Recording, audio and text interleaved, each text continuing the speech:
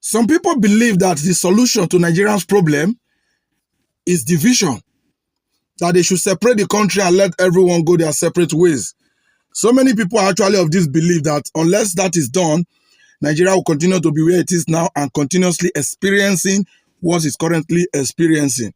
Why there are others who believe it's all about a revolution. That same revolution that has been so much talked about and championed by Omoyele Sowore. So many people also share that belief that only a revolution can fix this country. Why there have been the likes of myself always talking about the problem. Religion is bad, the politicians are bad, reform INEC. So many people believe that regardless of what you do, if you would not share the country or a peaceful revolution or a revolution, the country will never work. But Odalo is here to ask, whichever of the divide you belong, whichever of the two you believe, and I want to ask you, is there any of these two that can be achieved in the absence of unity? Where the nation, where the citizens are that divided, which of these two do you think can be actualized? The revolution or the division? I think the missing chip in Nigeria, the only thing that can fix Nigeria, firstly, is for the citizens to come together. And on this ground, I dare to say, is that going to happen? Is there a chances that that could happen? From Odalo's point of view, the chances are zero. See, unless you just want to be deceiving yourself, then you can say, Odalo is not a patriot. It doesn't mean well for the country. Meaning well for the country does not mean painting the lies. You get the point now. Nigerians can't unite. In fact, the structure, the way it's been structured, the way it's been designed, unity is already thrown into the Atlantic Ocean. Perhaps that's the reason why dividing the country would have been the best effect. But you still need some persons to unite to divide the country. Biafra has been struggling way back since the 1960s. The struggle to liberate the people of Biafra has been on. I can show you today that it has not been a success because even the entire Southeast are not united. Are they? Of course they are not. You cannot be fighting for a sovereign nation of your own. You still have your key members in the government serving under the Federal Republic. You still have your senators, you still have your governors, you still have the members of House of Rep serving in Abuja. And you need these people to get your sovereign independent nation. So the unity is not present anywhere. And where the unity is completely absent, where are we standing?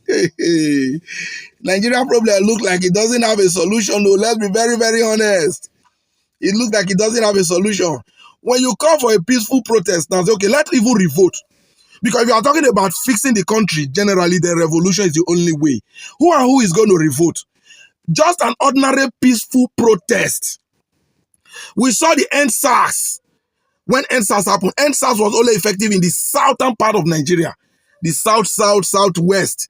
That's where it happened. It was the northerners were never involved. On the ground, it doesn't concern them. SARS wasn't terrorizing them, so they refused to be part. Now, when bad governance broke out, the northerners took it more upon themselves, and the southerners say, when we do EndSARS protest, they're not joining us. Since this one, they hurt them. More they look, they made a run them. The eastern man say, if we join the protest, they go destroy our property. The southeast, we are not involved. Now, if you want to protest today, say under Buhari, when things were hard, Nigeria protested. The southwest will tell you when Buhari was there, you protested and nothing happened. So now that it is the southwest that is in power, they will not join your protest. There is a whole lot of division. There are reasons not to unite. Nigerians have a million reasons not to unite for the purpose of national growth. And this is the greatest advantage on the side of the evil politicians, on the side of the demonic cabal holding us to hostage. Anytime I see Omoyele Sowore say revolution, I always agree, say, yes, now, you know that's the solution, but how are you going to achieve this? Who is going to come together to say, let's have a revolution? Not in Nigeria, not in the Nigeria that I know, because I have known my country well enough. I have lived in this country at least for over 40 years. So I know the country well enough, and my people have problem of unity. Perhaps that's how the country was structured by the British, which is already our shortcomings and undoing. So without unity, anything you try to do, The religious divide is there. Political divide is there. Tribal divide is there. How can you reconcile all of this when the Muslim in the north still see the Southerners in the south as infidel? They cannot fight what touch you. But you see this hardship by any bad government, as we are enjoying the hardship now under Bola Tinubu. Any bad government will inflict hardship on people, and that hardship is what was supposed to unite the people. But even in the midst of the hardship now, some people still choose to be tribalistic. Some people still choose to be a religious idiot. So with all of this, I ask, Nigeria, what's the way forward? Are we just going to accept our fate like this and stick to this suffering? Or will something happen one day that will force us to unite? How is it going to happen? But I still strongly believe that if there was no religion dividing the north from the south, this unity would not have been very, very far away. If only they can indeed split this country. If they split this country peacefully, I'm sure this problem will reduce. It will definitely reduce. If we can't have a revolution, we can't unite. So why are we living together by force? That doesn't help. It complicates the issues for us. So I think unity is the missing tools. And if we find it, then we better use it to say, hey, the North, because of the religion you so much cherish, you take your own country, have your Arewa Republic, so that you can have your Islamic Republic there. And the South, okay, if you not go to Mumu and say for inside church, Mona go to Duam. I think that would be the best way for now. In as much as I understand that even if you split Nigeria into 3 parts, it's a matter of time. What destroyed Nigeria as an entity will begin to affect those places.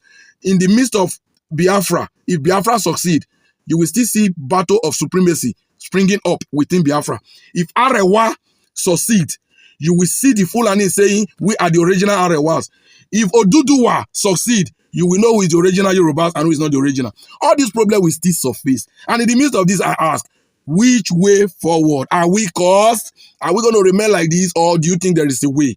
Please use the comment section. Thank you.